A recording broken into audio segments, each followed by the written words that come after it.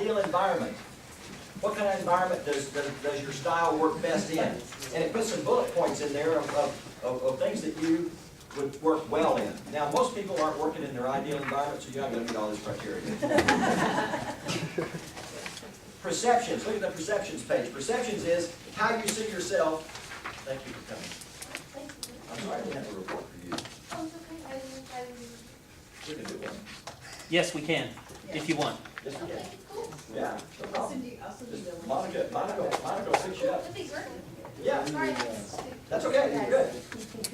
How you see yourself and then how others see you. Well, you see yourself like that first section up there, self-perception. Look at the bottom of the page there. Under high pressure, this is how you look to other people. Not so pretty, is it? No. So when you start looking like the bottom part, then you know you're under pressure. Okay. The next page is descriptors. This page. Very similar. Which I don't. The descriptors page. Great.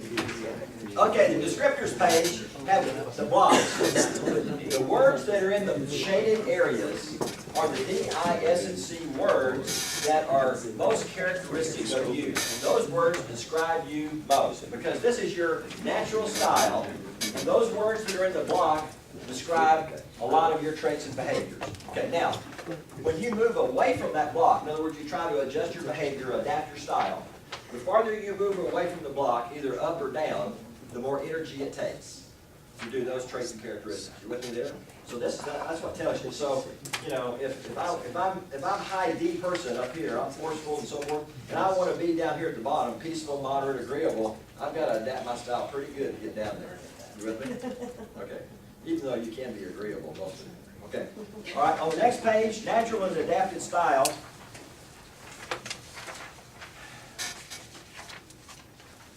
That gives you the D, I, S, and C definition of every point on both graphs. Where it says natural, that means your graph number 2. Where it says adapted, that means your graph number 1. Where it says problems and challenges, that's your D point. Where it says people, that's your I point. Where it says pace on the other side, that's your S point. And where it says processes, procedures, and constraints, that's your C point. So that little paragraph defines every single point on your graph, natural and adapted. Make sense? Pretty good. And you can see where they're different right there comparison-wise. All right? Adapted style is the next one. That's your graph number 1. Remember when you read the characteristics, that was a summary of your graph number 2, your natural style.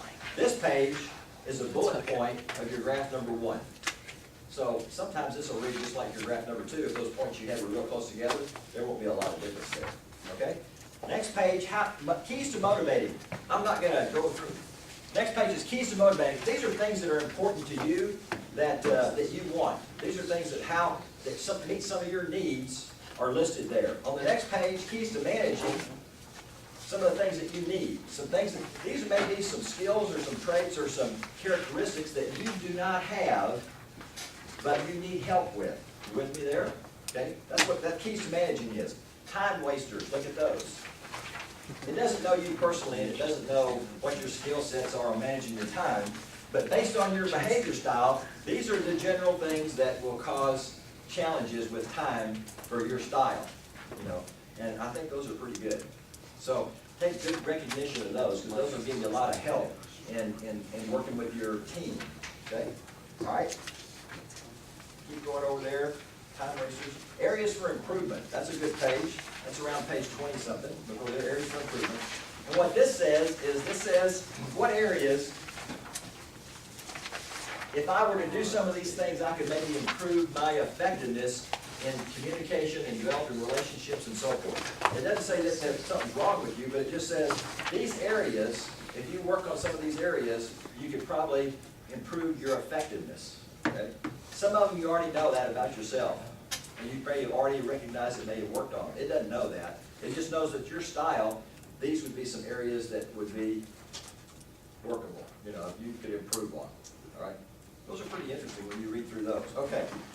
Next page, and so are a couple of action sheets. These are some things that I want you to, when you read through your report, and you go through there, I want you to come back to these pages and fill out those questions there. Now, this is for your purpose. You're not turning this in, it's not homework. But when you fill out those questions there, it starts to help you integrate the concepts that we've talked about here in the report into some reality here. Make sense? So those are action sheets. Okay? Page 23 are 8 traits and characteristics in organizations of types of skill sets that you're good at or not so good at, based on your style. It doesn't know whether you've worked on these or not. It just says your style can have these pluses and minuses. And you can see them across the top there. I mean, you see a scale there about where your strengths are. Urgency, competitiveness, frequent change, frequent interaction with others. And then where I'm not so strong, maybe analyzing data, organizing, so forth. This is a good sheet with your team to find out, well, if I'm going to make some assignments to people, and I've got something that's a real detailed project, I might not want to give it to somebody who's number 8 down here at organized workplace. You know, I mean, hello. Now, that doesn't mean that they couldn't do it, but they don't have the engine for it. You know, they can get the training and do it, but it's not natural for them. Make sense? Okay, so these are very good to view. Next page you've looked at already, and so you've looked at also the wheel. Okay, so the next piece of your report is going to be on how you look at things. In other words, your viewpoint in terms of your motivational values. What do you value? What are important things to you that you value in terms of driving force? Bruce, this section, it may be worth more than 14 minutes. I just want to do a quick checkpoint before you start this section. Do we want to try to get through it? Can we? Probably not much of it, but I can give them a highlight unless we're going to have, are they going to meet again? Well, the interns may have another chance to go through this, Okay. but for the rest of them, perhaps not. And I did want to leave a little time for Q&A, because they may have questions about their evaluations. Let me, quick poll, do we have questions?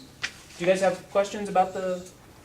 Yeah, just any kind of questions about the behavior style or how you use it or application or...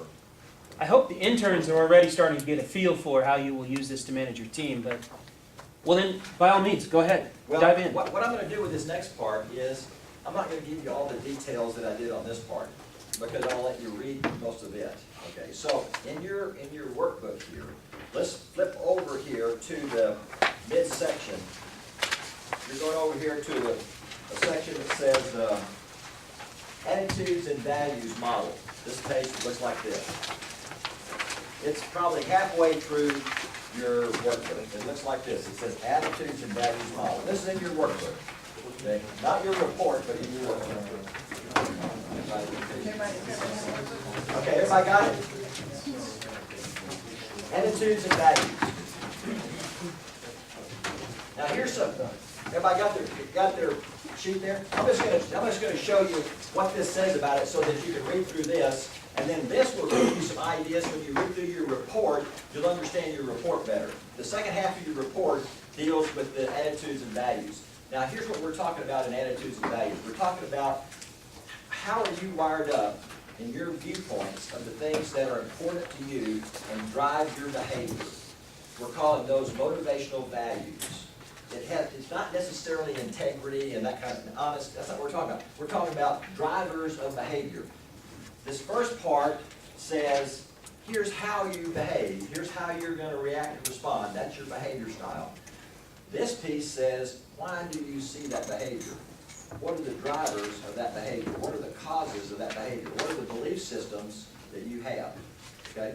So in this piece, it defines 6 primarily driving forces of what we call motivational values. And so let's look at those 6 driving forces. All right? So flip over there. On that first page it passes there, it says the attitudes and values model. This is on page 3, it says. Not page 3, probably yeah, there you are. You got it.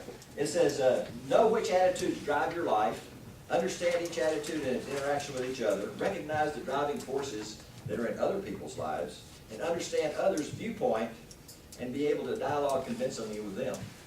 So when you know what the value of your drivers are, as well as you know your team, what their drivers are, you understand where they're coming from, okay? So these two pieces put together give you a great picture of yourself in terms of what are your behaviors and then what drives that behavior. Make sense? Those are two really key points. The next page, I'm going to kind of jump over here. The next page over here is on page 5, it says, what is attitude? And it talks a little bit about there what an attitude is. If you look at the next page on 11, it talks about attitudes or behaviors.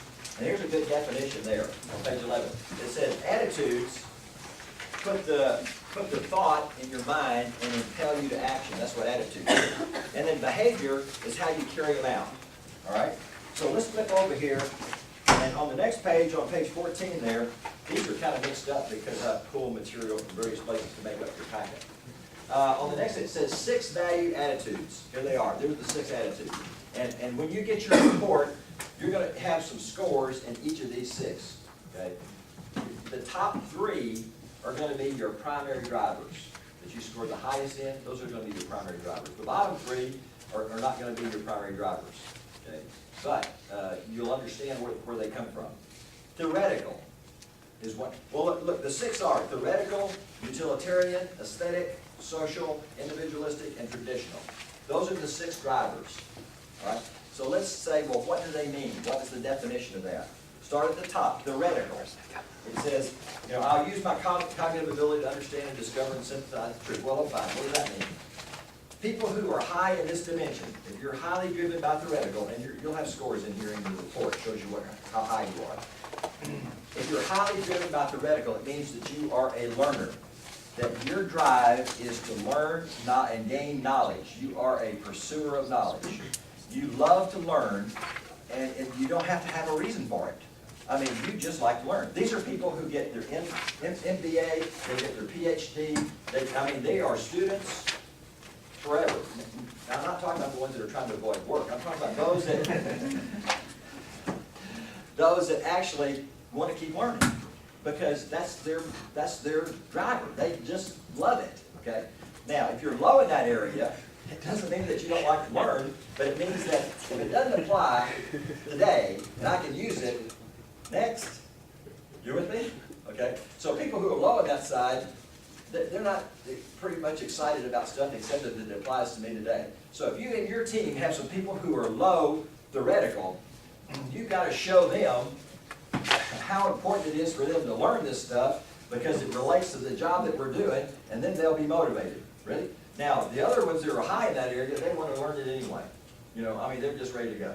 Okay, so that's theoretical. And utilitarian. Utilitarian has to do with financial drive. Financial drive. How are you driven? Are you highly driven by finances, by money? Okay, and that's not evil, by the way. But when you're highly driven by money, there's 2 reasons that most people are driven by money. One is they keep score. In other words, the more money I make, the more important I am. You understand what I'm talking about there? Okay. That's why all the CEOs and these large corporations make all this huge money. Do they need it? No, they don't need it. Well, they do. They're just comparing with each other. Because if I make more than you, then I'm more important than you are. They don't need that money. No! It's all ego. It's all a problem of how important I am. And the way they measure who they are and how important they are is how much money do I make. Okay? Now, I don't think that's right, but that's motive. The second one is security. I want to make money, enough money, and lots of money, or whatever it is, so that I feel secure. In other words, that I can do what I want to do. I don't have to worry about something else like that. Security is my goal. So those people are also driven by money, okay? But not for the same motive. They're not keeping score, they want security. Make sense? Okay. So that's a utilitarian. People who are high in utilitarian, that's what they're driven. The next one is aesthetic. Aesthetics have to do with, what they're talking about there, has to do with harmony and beauty and order. People who are highly aesthetic driven generally are people who like order. They like things in order. They're generally musicians or artists or so forth. They like beauty. They're very good at that area. Most people who score high in this and have a high drive for aesthetics either play an instrument or are involved in some kind of art. Most of them. Not everybody, but most of them. But they like order. The last one is social. Social driven. Now social is different than gregarious. Now we're not talking about extrovert, introvert. Here we're talking about people who are high social driven are servant-hearted. Servant-hearted. They want to help and serve other people. That's their goal. Their motive is to help you. You know, that's their objective. And sometimes they'll help you even at their own cost. You know, because they have a servant's heart. That's their heart. Okay? So that's what the social means. Individualistic. People who are highly driven individually is power and control. Power and control driven. In other words, I want to be in charge of me. That's for me. I want to be in charge of me, but I'd like to also be in charge of you. Okay? People who are high and individualistic like to be in control. So if you have somebody on your team that's their number 1 or 2 driver, even though they may not be a high D person, you know what I'm talking about? They may be high dominant, but they're high individualistic driven. They want to be in charge of something. Find something to put them in charge of. Okay? Use their strengths, use their drives. Okay? All right? Traditional. Traditional has to do with having a firm, fixed system of values that you live your life by. It doesn't have to be a denomination or Christianity or whatever it is, but it says that you have, if you're highly driven by traditional, you have a set of values that you live your life by. It could be Islamic, it could be Christian, it doesn't have a brand to it. It just says there's a set of rules that you play by, that you live by, and that you really think other people ought to live by. That's highly traditional. Okay? So those are the six values that are in there. The rest of the pages there kind of give you some additional information on each one of those. You see there, if you flip through there, it has a little bit of general characteristics, values of the team, basic attitudes, tendencies. Great stuff in here. We just don't have time for that. But that information's in here, okay? Now, what I want to do is go back to your report. Let's go back to your report. Okay, back to your report, about page 28 or so, is where your values report kicks in. Okay, so on your values report, everybody got that? Values report. Okay, look on page, look over here to, the first part over there has to do with telling you what the report's about, the introduction, and then it starts into what are your number 1, 2, and 3, 4, 5, 6 drivers, and starts with identifying all the characteristics of those drivers. But what I want you to do is flip over to the summary, over here to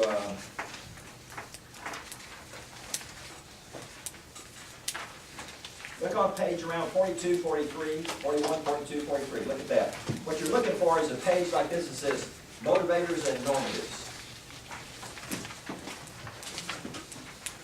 Okay? You got the motivators and normatives. Should be. Now, the reason there's a difference in numbers on yours and somebody else's is because your general traits and characteristics page may have more data in it than somebody else's, and it changes the page numbers. Okay, so when you look at that, here's what it tells you. They're listed there: traditional, utilitarian, aesthetic, social, individual, traditional. Okay, then it tells you to the right, it says, it gives you a bubble there. You see the blue bubble? And you see the point in that bubble is where you score. And then you see that straight line in there, that's kind of like a national norm, okay, where most people score. So if you're in that bubble, you're kind of in the standard deviation range there. And it would say over to the right mainstream. You see that? Okay. On the other hand, if you're below or above that bubble, it'll say, if you're below it, it'll say indifferent. In other words, that driver for you is not very strong. Okay. If you're above it, it's going to say something like passionate. Okay. That means that's going to be a top driver for you. Okay. So that just tells you kind of where you score there, and the little block there tells you how strong each one of those are. All right. And so look on. Let's go over here to the next couple of pages. Look on page 45. Go over a few, and you're going to see them listed there in bar form. You're going to see your drivers listed there in bar form, 44, 45, something like that. There you go. Now you got it. I was just looking at yours. Okay. So what that tells you, this is the order of drive for you. In other words, this is the rank order of the drivers for you. Number 1, number 2, number 3, number 4, number 5, in relationship to your primary driving force for your value system. Number 1, and this person here is social, theoretical, and then traditional. That's their top three, okay? What's your top three?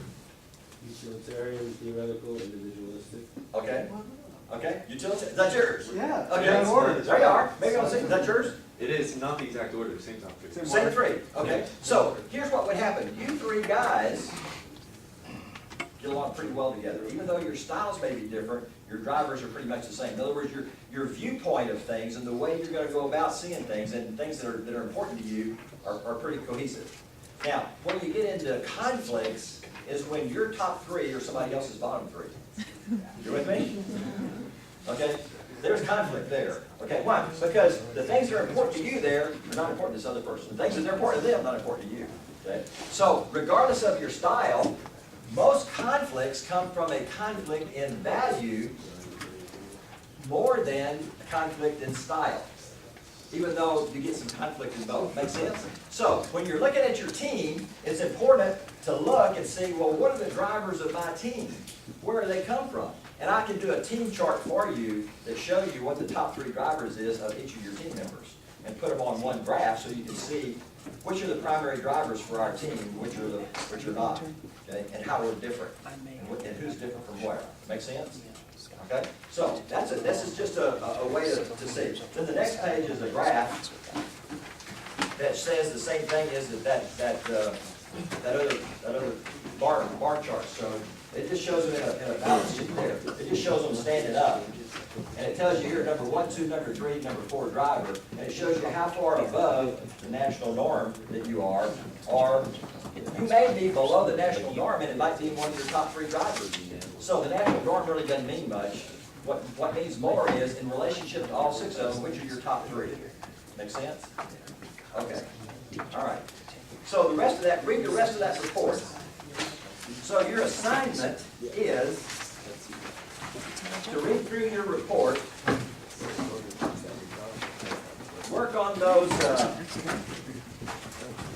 questionnaires that are in your report, and then you see this pink sheet? This assignment.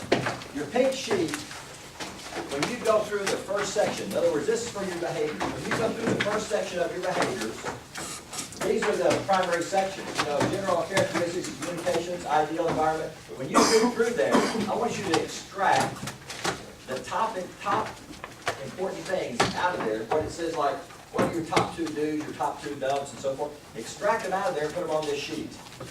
This sheet then is going to be kind of a summary, if you will, of how you see your report, what's important to you. Should they turn these into Monica? Well, what I would suggest is that you make a copy of it, yeah, turn one in, keep one. And then when the rest of your team members, get together, who's on your team, okay? These are great ones to start discussions with and see where you are and what's important to each other. In other words, you can read the whole report, which is great. This is a good summary of what the individual thinks is important to them in summary form on each section. Make sense? You could actually, I don't have one of these for the drivers, but it would be good to have one of these for values. I just don't have one of those, but it would be good for you to look at your drivers of your team. I don't want to keep you anymore. There's a lot of stuff in here, isn't there? So be sure. Implore. Implore is a good word. I implore you to read your report thoroughly and to read the rest of the workbook, okay? Because there's a lot of great stuff in that workbook that we just couldn't cover today, okay? So read both of those. Do your pink sheet, and then I'll put together some team charts when that's applicable, and then have some of these discussions with your team will be terrific, especially when you pull in the Chinese consultants into your team. Terrifically valuable pulling your team together. I've enjoyed working with you today. Thank you. And thank you, Bruce.